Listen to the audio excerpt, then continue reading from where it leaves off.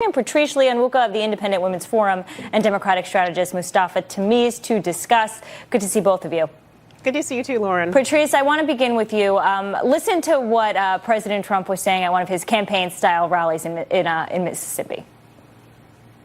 How did you get home? I don't remember. How'd you get there? I don't remember. Where is the place? I don't remember. How many years ago was it? I don't know.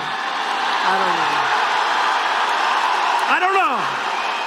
Patrice, that's a mockery of Dr. Ford. How does that resonate with women, particularly suburban women?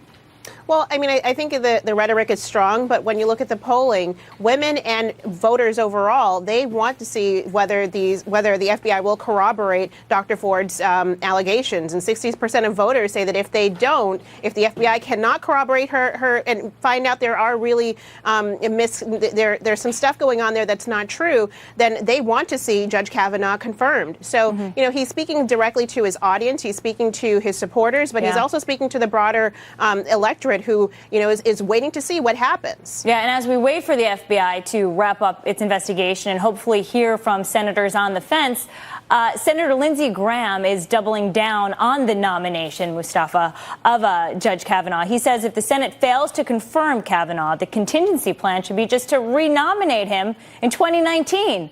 So this puts a lot of those Democratic senators in red states up against a wall, doesn't it?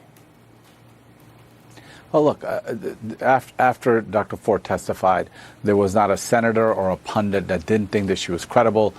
Even the president said she was a fine woman and that she was a credible witness. After Judge Kavanaugh later that day testified, it looked like it became a partisan showdown.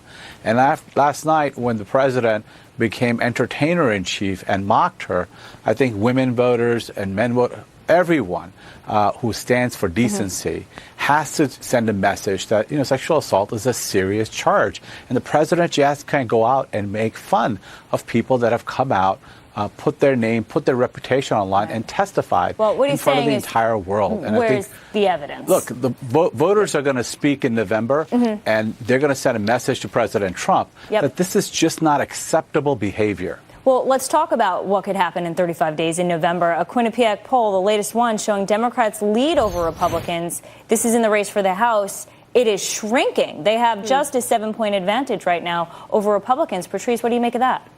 There's definitely enthusiasm, and I think intensity is rising among Republicans, in part driven by this Kavanaugh hearing. I think a lot of Republicans have looked at the last-minute allegations that were sat on by Democrats, unfortunately, and now just coming out against him. And so, you know, as I mentioned, Harvard-Harris polling last week, so the 60% of voters are saying if the FBI cannot corroborate Dr. Ford's story, regardless of how credible my colleague is talking about her testimony being, they are willing to see him confirmed to this position. And turnout is just higher among both men and women right now. There is enthusiasm, but I think the enthusiasm is shifting to Republicans. But Mustafa, this goes beyond sexual assault and those allegations. This goes to Judge Kavanaugh, the way he defended himself.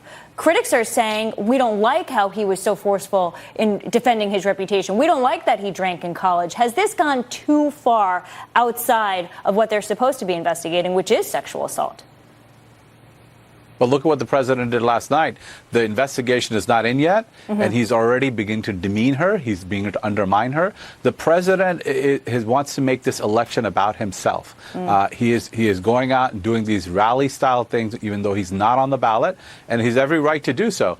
But since he's making the election about himself, let's just look at his behavior. This is not a Democratic or a Republican issue. This is an issue of decency, and the president has gone way, way below the standard bar, not just for the president of the United States, but for any human being to take a woman who has come out and spoke forcefully about her experience and then begin to make fun of her as if she's some kind of a political pawn. It's the president that's you know, putting us in the gutter, and he needs to stop. Patrice, I wish I could let you respond to that, but we do have to end it here. Thank you very much.